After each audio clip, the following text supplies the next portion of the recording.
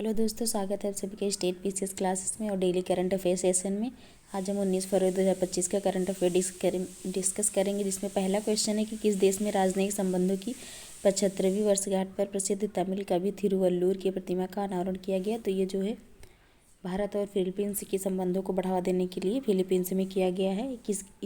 कौन सी वर्षगांठ थी? तो 75वीं वर्षगांठ थी।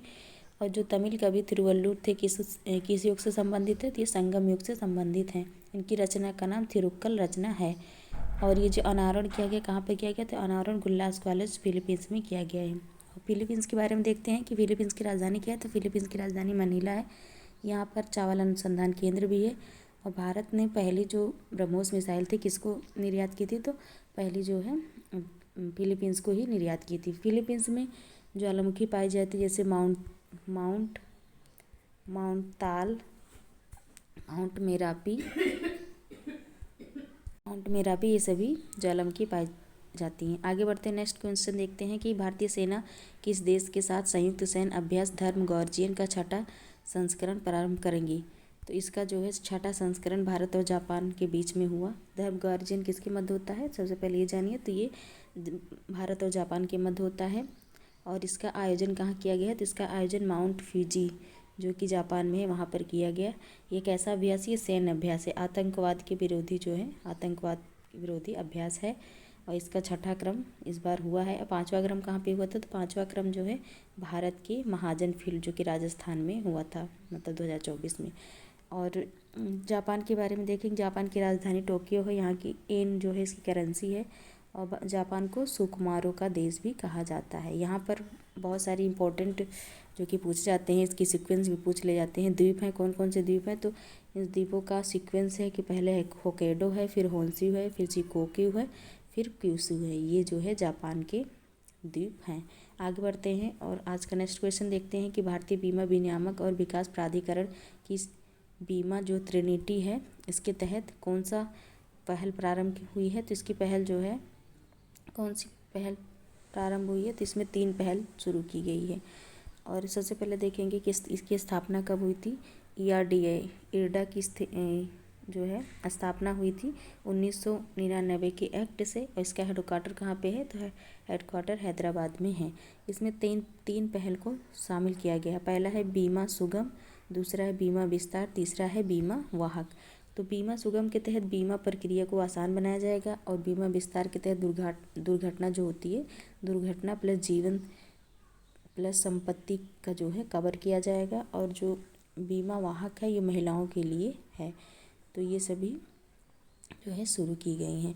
आगे बढ़ते हैं और नेक्स्ट क्वेश्चन देखते हैं कि बाफ्टा पुरस्कार 2025 में किसे सर्वश्रेष्ठ फिल्म का पुरस्कार मिला है? तो बाफ्टा पुरस्कार 2025 में जो है कॉन्क्लेव जो कि बेस्ट फिल्म है, पॉलिटिकल पे आधारित है, इसको जो है बेस्ट फिल्म का अवार्ड मिला है। और इसका होस्ट कौन रहा है? तो होस्ट जो है लंदन रहा है। और क्रम कौन सा है? तो 78 नंबर का क्रम है।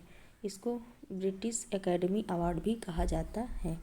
और इसके एक्टर कौन है जिसको जो है बेस्ट एक्टर का अवार्ड मिला है? तो एडियन ब्रांडी जो कि ब्रूटलिस्ट जो है फिल्म उसके लिए दिया गया है। और इसके निर्देशक कौन है कॉन्क्लेव मूवी मतलब फिल्म के?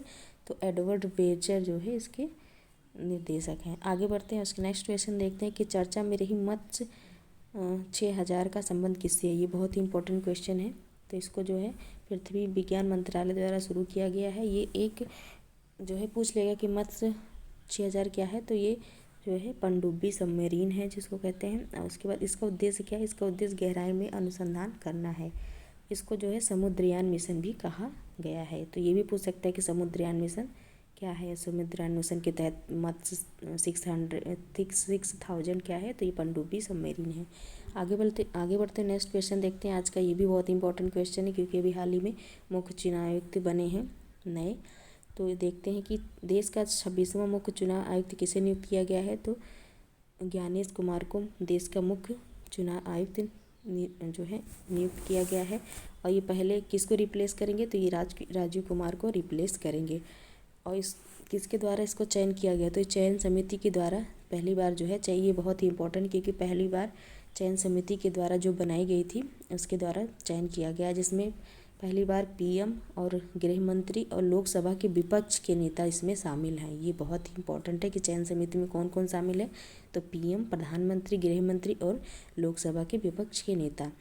और देखेंगे इसके बारे में कि चुनाव ज्ञानेश कुमार की कार्यकाल कितना है, मतलब चुनाव आयुक्त का, तो ये 26 जनवरी 2029 तक इनका कार्यकाल चलेगा। और देखेंगे कि संविधान में चुनाव आयुक्त का किस आर्टिकल में जो है उल्लेख है, तो 324 में इसका उल्लेख है। और इसकी स्थापना कब हुई थी, तो स्थापना 25 जनवरी 1950 को हुई थी। इनका कार्यकाल जो है कितना होता है उसमें दिया है संविधान में, तो 6 वर्ष या 65 वर्ष जो भी पहले हो जाए इतना उनका कार्यकाल होता है। और अभी 1+2 का जो है प्रोसेस चल रहा है, जिसमें एक मुख्य चुनाव आयुक्त और 2 आयुक्त जो है अलग से नियुक्त होते हैं। 2 आयुक्त कौन है, अभी विवेक जोशी हैं जो भी बनाए गए, और सुखविंदर सिंह सिद्धू हैं, जो ये दोनों मुख्य मतलब आयुक्त हैं। और मुख्य चुनाव आयुक्त तो ज्ञानेश कुमार जी बनाए गए हैं।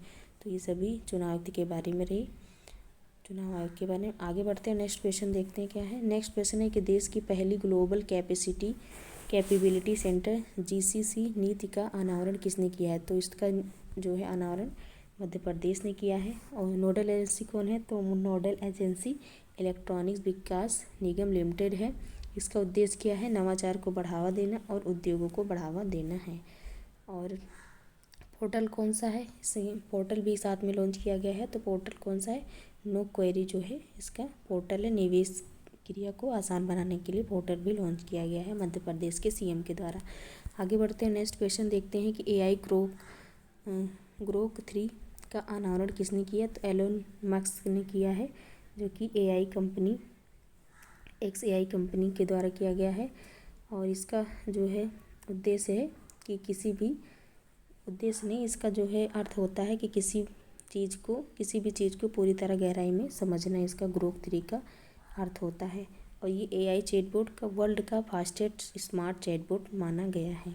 आगे बढ़ते हैं, नेक्स्ट क्वेश्चन देखते हैं कि Asia mixed team badminton championship 2025 का खिताब किसने जीता है, तो इसको चीन ने जीत लिया है, इंडोनेशिया ने जीता है। और होस्ट कहाँ पे हुआ है, तो होस्ट जो है चीन में हुआ है। उपविजेता कौन रहा है, उपविजेता चीन रहा है, मतलब हारा चीन है और जीता इंडोनेशिया है।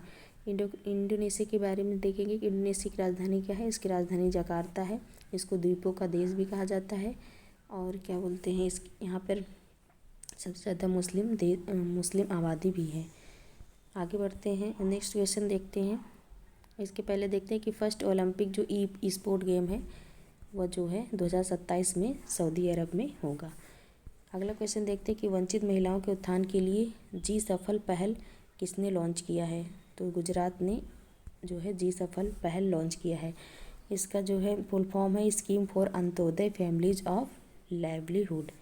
और ये आजीविका साधन जो है उपलब्ध कराएगा, कितने वर्ष के लिए, 5 वर्ष के लिए है, महिलाओं के लिए है। आगे बढ़ते हैं, आज की शॉर्ट न्यूज़ देखते हैं कौन कौन सी शॉर्ट न्यूज़ है। कि पहली है कि ओडिशा के सिमलीपाल टाइगर रिजर्व में ट्रेल गार्ड AI वाले कैमरों ने अवैध शिकार में की भारी कमी, जो वहाँ पर जो है जो कैमरा लगाया गया था उससे अवैध शिकार कम हुए हैं। उसके बाद है दूसरा कि बेंगलुरु के शोधकर्ताओं ने हाइड्रोजन उत्पादन हेतु उच्च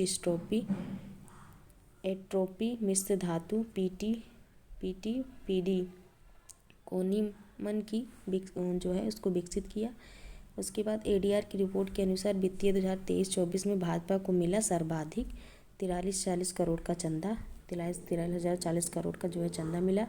और नेक्स्ट है कि PM आशा योजना जो थी उसका जो है कार्यकाल बढ़ा दिया गया, 25 से 26 कर दिया गया है इसका विस्तार। तो आज का ये सभी क्वेश्चन रहे आज के। तो आप सभी को वीडियो कैसी लगती है आप लोग जो है कमेंट करिए, और उसके बाद चैनल को सब्सक्राइब करिए और डेली करंट अफेयर से जुड़ना मत भूलिए। Thank you so much.